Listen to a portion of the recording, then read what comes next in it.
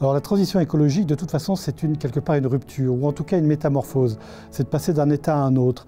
Et quand on passe de cet état-là, il y a toujours du frottement, il y a toujours une réadaptation, et en tout cas retrouver ses repères. Et parfois, ça a un coût. Pour nous, en tout cas, en tant que concepteurs, ça a un coût parce qu'il faut se former. Il faut former d'autres personnes qui vont travailler avec nous, donc d'autres manières de faire, donc réinventer. Et puis après, il faut réinventer des matériaux, réinventer des partenariats avec les entreprises, les industriels, et puis nos maîtres d'ouvrage aussi. Et donc, c'est de remettre en œuvre une chaîne vertueuse qui, de toute façon, d'elle-même va se réorganiser et donc va se rééquilibrer. Et l'environnement ne doit pas être un surcoût, mais au contraire, doit permettre de faire en fait quelque part des économies. C'est le but premier, c'est d'être dans la frugalité.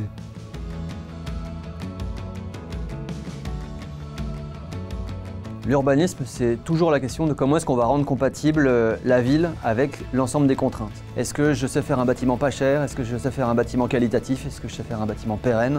L'urbanisme et l'écologie, c'est la vision du temps long et c'est la vision de l'adaptabilité et de la transition. C'est résoudre la question du prix abordable, de la qualité d'usage, de la qualité fonctionnelle, avec les enjeux du climat, avec les enjeux de la pollution.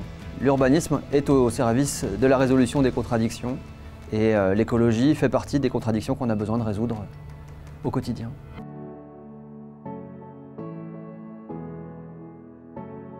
Au quotidien, la santé dans l'aménagement et l'urbanisme, c'est quelque chose d'assez récent. Bon, il y a les réglementations évidemment, mais il y a aussi la façon dont on a un geste d'aménageur, un geste d'urbaniste, un geste d'architecte qui valorise ce capital santé des habitants et ne le détériore pas. Donc on est très précautionneux sur ces sujets-là, on fait attention, on va effectivement s'entourer d'experts sur ces sujets parce qu'il faut les comprendre, il faut les saisir, et puis il faut les donner en préconisation aux partenaires qui vont nous aider à remettre en ligne ces quartiers désindustrialisés en quartiers de ville et quartiers de vie.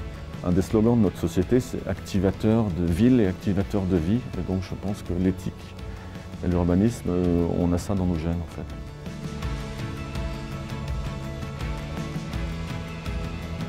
Le défi de la ville de Lyon, c'est d'arriver à faire une ville à hauteur d'enfant, c'est d'arriver à garder les familles. Et donc de trouver des solutions aux besoins d'îlots de fraîcheur et de qualité de vie, avec une revégétalisation, une renaturation. Trouver des solutions de mobilité à travers un meilleur partage de l'espace public, et que l'espace public ne soit pas uniquement un tuyau, mais aussi un lieu où on ait envie de flâner, de s'arrêter et d'avoir d'autres usages que juste se déplacer.